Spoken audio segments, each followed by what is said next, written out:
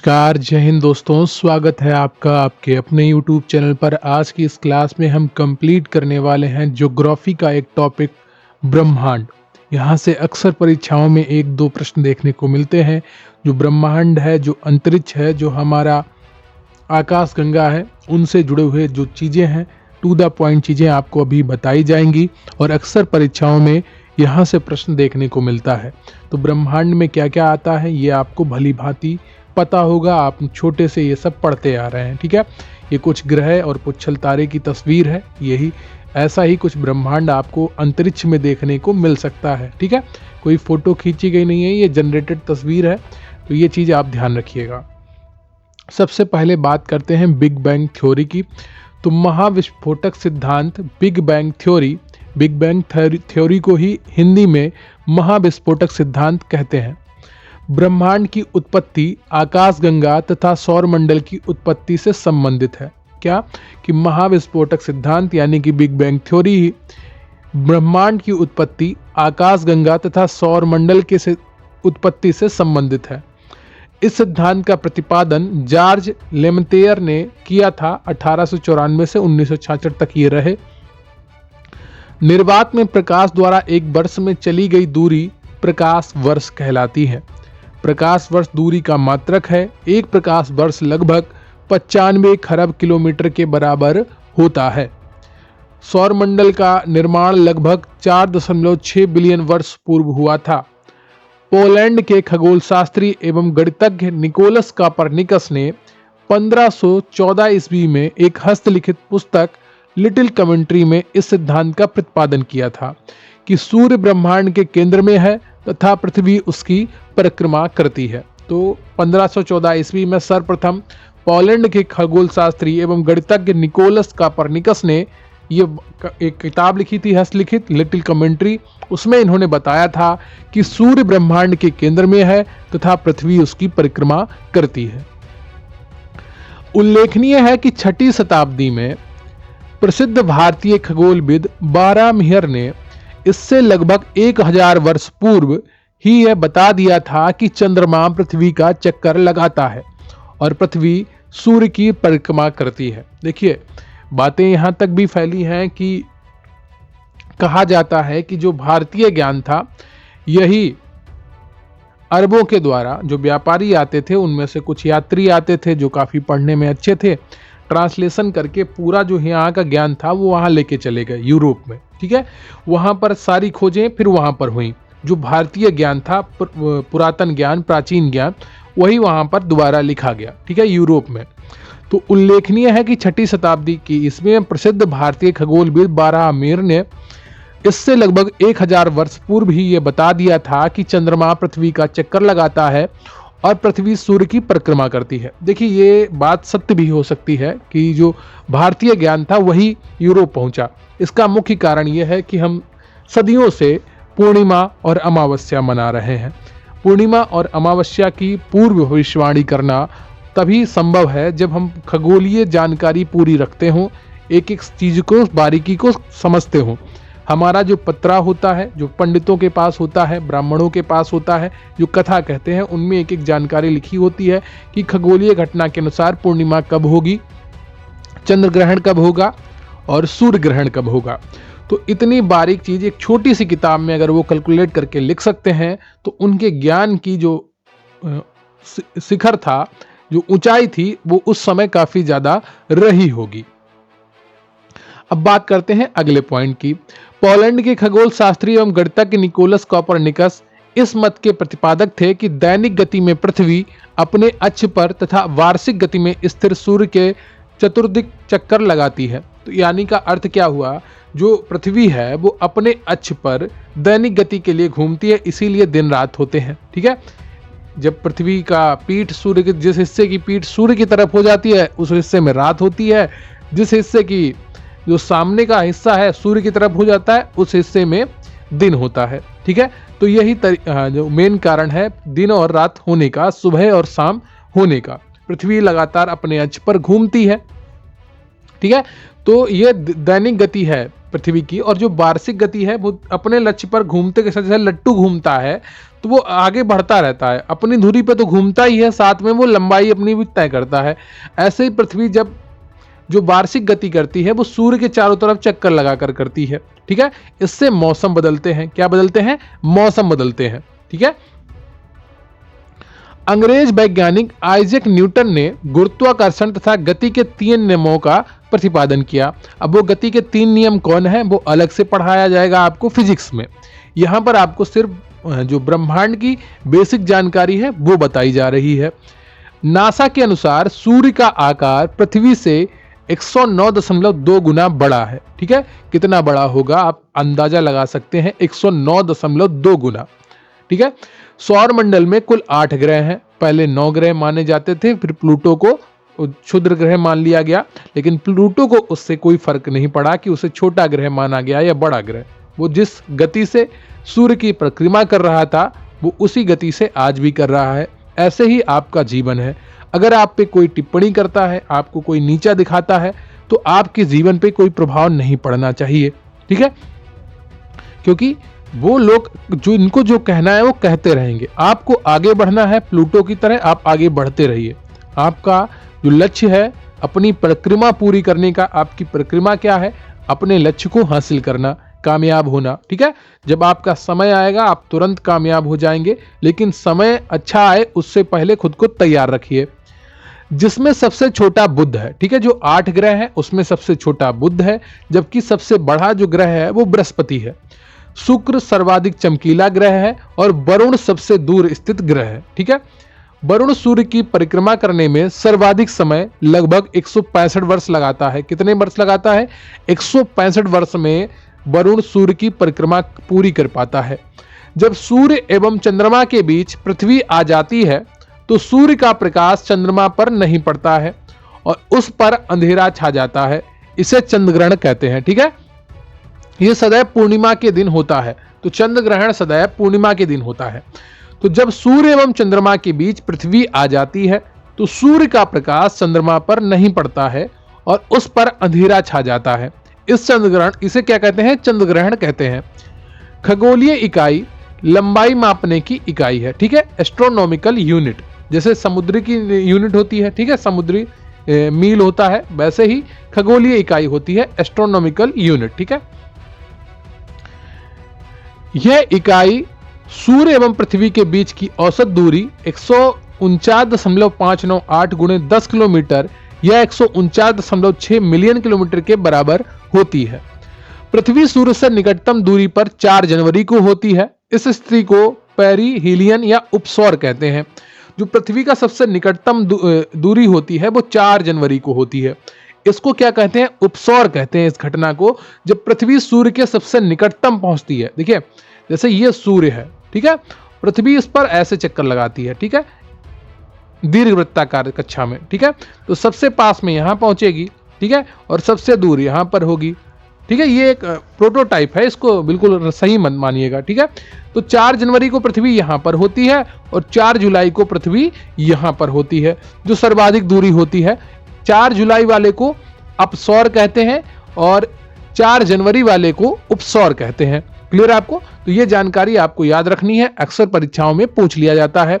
जब पृथ्वी सूर्य के सबसे निकट होती है, सबसे निकटतम होती है, वो तारीख 4 जनवरी होती है और उस घटना को पेरिहीलियन या उपसौर कहते हैं। और जब 4 जुलाई को पृथ्वी सूर्य से सर्वाधिक दूरी पर स्थित होती है, उस घटना को अपहीलियन या अपसौर कहते हैं। ठीक है, सौर मंडल में केवल 2 ग्रह बुध और शुक्र के कोई ज्ञात उपग्रह नहीं है।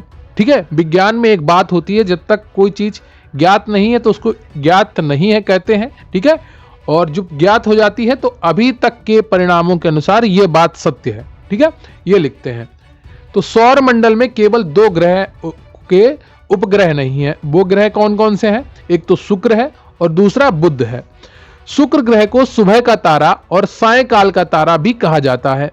मॉर्निंग स्टार और इवनिंग स्टार, ये आपको शाम को और सुबह चमकता हुआ दिखेगा। अन्य तारे छुप जाते हैं, लेकिन शुक्र ग्रह आपको चमकता हुआ दिखता है। मंगल ग्रह को लाल ग्रह कहा जाता है। शनि छल्लों से युक्त ग्रह है, इसके चारों तरफ आपको छल्ले दिखेंगे। शुक्र ग्रह को पृथ्वी की जुड़वा बहन के नाम से भी जाना जाता है। सौर वर्ष को ट्रॉपिकल वर्ष भी कहा जाता है। अपने अक्ष के सहारे पृथ्वी का घूर्णन भू परिभ्रमण कहलाता है। क्या? सौर वर्ष को ट्रॉपिकल वर्ष भी कहा जाता है और अपने अक्ष के सहारे पृथ्वी का घूर्णन करना भू परिभ्रमण कहलाता है। ठीक है, भू परिभ्रमण के कारण ही पृथ्वी पर दिन रात होते हैं। पृथ्वी का सूर्य की कक्षा में चक्कर लगाना भू परिक्रमण कहलाता है। देखिए, भू परिभ्रमण और भू परिक्रमण दोनों अंतर है। ठीक है, भू परिभ्रमण वो है जो अपनी एक्सिस पे घूम रही है पृथ्वी, जिसकी वजह से दिन रात होते हैं। और भू परिभ्रमण क्या है, ये अभी आपको मैंने बताया कि पृथ्वी अपनी एक्सिस पे घूमते घूमते घूमते घूमते ये जो कर रही है, ये पूरा चक्कर लगा रही है, इसमें एक वर्ष होता है, इसको कहते हैं भू परिक्रमण। ठीक है, परिक्रमण और परिभ्रमण इसमें अंतर होता है, इसको ध्यान रखिएगा। पृथ्वी का सूर्य की कक्षा में चक्कर लगाना भू परिक्रमण कहलाता है, जिसे पृथ्वी एक वर्ष में पूरा करती है। पृथ्वी का अपने अक्ष पर झुकाव लगभग 23.5 डिग्री, जिसके कारण पृथ्वी पर मौसम परिवर्तित होते हैं। ठीक है, क्या? अपने अक्ष पर पृथ्वी 23.5 डिग्री के रूप में झुकी हुई है। सूर्य वर्ष में 2 बार 21 मार्च और 23 सितंबर को विषुवत रेखा भूमध्य रेखा पर लंबवत चमकता है। ठीक है, सूर्य वर्ष में 2 बार 21 मार्च और 23 सितंबर को विषुवत रेखा यानी कि भूमध्य रेखा पर लंबवत चमकता है। वर्ष की इन 2 तिथियों को पृथ्वी के दोनों गोलार्धों, यहां पर गोलार्ध होगा, ठीक है, गोलार्धों में दिन एवं रात की अवधियां बराबर अर्थात 12-12 घंटे की होती हैं। तो कौन कौन सी तिथियों को दोनों गोलार्धों में दिन एवं रात की अवधियां 12-12 घंटे की होती हैं? वो 21 मार्च और 23 सितंबर को। ठीक है, ये चीज आप ध्यान रखिएगा। अब इसको अगर ये तारीखें अगर आप भूल जाते हो तो इसका बहुत ही आसान तरीका है कि आपके घर में या आपका बर्थडे इसके आसपास हो तो बस उसको याद रख लीजिए। जैसे किसी का 20 मार्च को बर्थडे है, एक दिन बाद आती है, ठीक है, या 23 सितंबर को बर्थडे है, जैसे मेरा बर्थडे 24 सितंबर को आता है, तो मुझे याद है कि एक दिन पहले 12 घंटे के दिन थी, 12 घंटे की रात थी। ठीक है, ऐसे ही आपको ध्यान रखना है। बृहस्पति सौर मंडल का सबसे बड़ा ग्रह है। वर्तमान में इसके 80 उपग्रहों की खोज हो चुकी है। वर्तमान में शनि के सर्वाधिक उपग्रह 84 हैं। मानव ने चंद्रमा पर पहला कदम 20 जुलाई 1969 को रखा था। कब रखा था? 20 जुलाई 1969 को मानव ने चंद्रमा पर पहला कदम रखा था। अमेरिका के अपोलो 11 मिशन द्वारा भेजे गए 3 अंतरिक्ष यात्रियों में नील आर्मस्ट्रॉन्ग, माइकल कोलिंस और एडविन बज एल्ड्रिन जूनियर सम्मिलित थे, जिनमें से केवल नील आर्मस्ट्रॉन्ग और एडविन एल्ड्रिन ने चंद्र तल पर अपने कदम रखे थे। क्लियर आपको? तो यह जानकारी आपको ध्यान में रखनी होगी। चंद्रमा पर काले धब्बों वाले क्षेत्र को मेयर कहा जाता है। क्या कहा जाता है? मेयर कहा जाता है। यह एक लैटिन शब्द है जिसका अर्थ सागर होता है, यानी कि सी होता है। ठीक है, चंद्रमा पर जो काले धब्बे आपको दिखाई पड़ते हैं रात में, तो वो क्या है? वो मेयर है। और चंद्रमा के काले धब्बों को क्या कहा जाता है? लूनार मेयर कहा जाता है। चंद्रमा पर एक प्रसिद्ध मेयर सी ऑफ ट्रैंक्विलिटी, ठीक है, यह शांति का सागर के नाम से भी जाना जाता है। पृथ्वी की अपेक्षा चंद्रमा का गुरुत्वीय त्वरण 1/6 होता है, यानी कि 6 गुना कम होता है। ठीक है, तो पृथ्वी की अपेक्षा चंद्रमा का गुरुत्वीय त्वरण 1/6 होता है। इसलिए पृथ्वी से चंद्रमा पर ले जाने पर किसी वस्तु का भार घटकर उसके भार का 1/6 हो जाता है। ठीक है, कितना हो जाता है? 1/6 हो जाता है। अगर किसी का 36 किलो है तो उसका भार घट के 6 किलो रह जाएगा। यह चीज आप ध्यान रखिएगा, 1/6 याद रखना है। ठीक है, पृथ्वी से चंद्रमा की न्यूनतम दूरी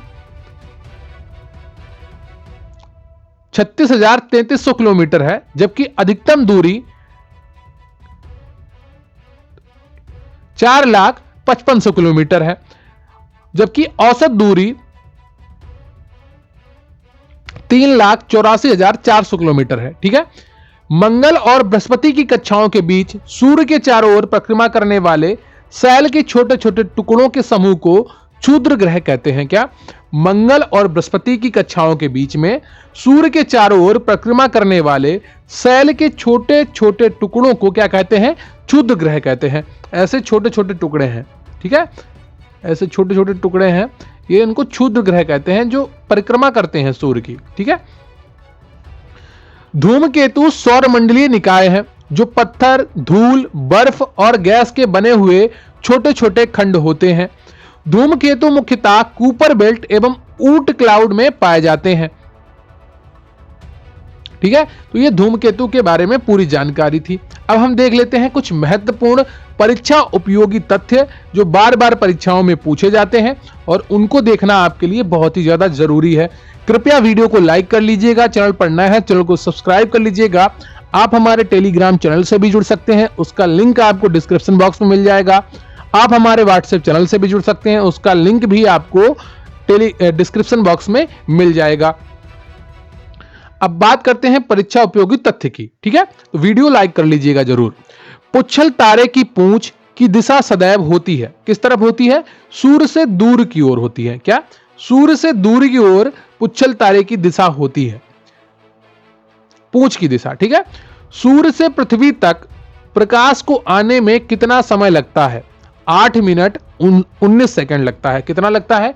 सूर्य से पृथ्वी तक प्रकाश को आने में लगभग 8 मिनट 19 सेकंड का समय लगता है। सूर्य तथा पृथ्वी के मध्य ग्रह हैं बुध एवं शुक्र। कौन कौन से हैं? सूर्य तथा पृथ्वी के मध्य में 2 ग्रह हैं, बुध एवं शुक्र। बुध सूर्य के सबसे नजदीक ग्रह है, ठीक है। हाइड्रोजन, हीलियम तथा मीथेन प्रमुख गैसें हैं जो विद्यमान है बृहस्पति पर, शनि पर और मंगल पर, ठीक है। हाइड्रोजन, हीलियम तथा मीथेन प्रमुख गैसें हैं जो विद्यमान है बृहस्पति पर, शनि पर तथा मंगल पर। आकाशगंगा, जिसको मिल्की वे कहते हैं, वर्गीकृत की गई है सर्पिलाकार गैलेक्सी के रूप में। क्या? सर्पिलाकार गैलेक्सी के रूप में। हमारी आकाशगंगा के केंद्र की परिक्रमा करने में सूर्य को समय लगता है लगभग 23 करोड़ वर्ष, ठीक है। तारे का रंग सूचक होता है उसके ताप का। जितना ज्यादा ताप होगा तारा उतना ज्यादा लाल दिखेगा, ठीक है। जितना कम होगा उतना ज्यादा काला होता चला जाएगा, ठीक है। वह सीमा जिसके बाहर तारे आंतरिक मृत्यु से ग्रसित होते हैं कहलाती है चंद्रशेखर सीमा, ठीक है। वह सीमा जिसके बाहर तारे आंतरिक मृत्यु से ग्रसित होते हैं कहलाती है चंद्रशेखर सीमा। तारों के कारण घटित आकाशीय परिघटना है कृष्ण विवर। क्या? तारों के कारण घटित आकाशीय परिघटना है कृष्ण विवर यानी कि ब्लैक होल, ठीक है। कृष्ण छिद्र, ब्लैक होल सिद्धांत को प्रतिपादित किया था एस चंद्रशेखर ने। किसने?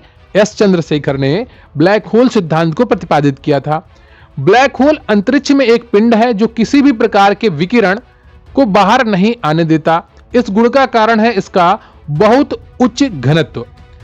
उत्तरीय ध्रुवीय प्रकाश के लिए वायुमंडल की कौन सी परत जिम्मेदार है? आयन मंडल। क्या? उत्तरीय ध्रुवी पर जो प्रकाश है वो उस वायुमंडल की कौन से परत के कारण जिम्मेदार है? वो आयन मंडल के कारण। सूर्य के केंद्र में उपस्थित पदार्थ होता है प्लाज्मा अवस्था में, ठीक है। क्या? जो सूर्य के केंद्र में उपस्थित पदार्थ है वो प्लाज्मा के रूप में होता है। सूर्य का प्रभाव मंडल प्रकाश के अपवर्तन से उत्पन्न होता है पच्छाव कपासी मेघों के हिम स्फटिकों से, ठीक है। तो ये एक तरह का गोला बनता है, कभी कभी जो बादल होते हैं बाहर उनमें हिमकण होते हैं छोटे छोटे, ठीक है। ये अभी इसी वर्ष 2023 में ये बना था बंगलुरु में। सौर मंडल का सर्वाधिक गर्म ग्रह कौन सा है? शुक्र है। मैगलन अंतरिक्ष यान किस ग्रह हेतु भेजा गया था? शुक्र ग्रह के लिए। किसने सर्वप्रथम कहा कि पृथ्वी गोलाकार है? अरस्तु ने कहा था, ठीक है।